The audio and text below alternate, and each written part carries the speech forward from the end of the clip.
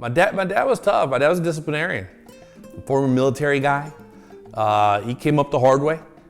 My dad was coming up 13, 14 years old already in San Francisco, trying to figure out his life as a kid. And I mean, that shaped him. The Vietnam War shaped him. So at home, we had a lot of structure, a lot of firm structure. You know, you couldn't get too far out of line with Hector because there were consequences to pay. But there was always this framework of I want you to have a better life than the one that I had. I've always been that kid from around the way. You know, they got Jenny from the block, they got Rolando from the block, right?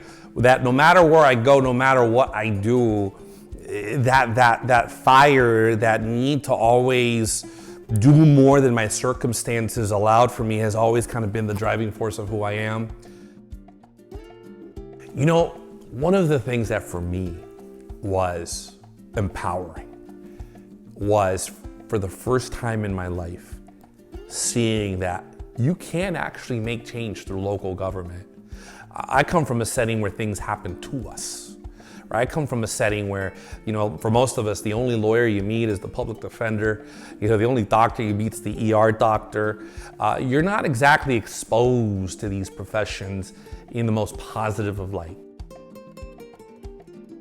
But it wasn't until I had the mentorship of a young deputy city attorney in San Francisco that it really came together. She would always remind me about the power of the law in terms of changing communities, how it was a tool that really gave you the space to make long-term change, both legislatively, both judicially, and that it was something that I needed and wanted. And you know, this young deputy city attorney went on to become Vice President of the United States.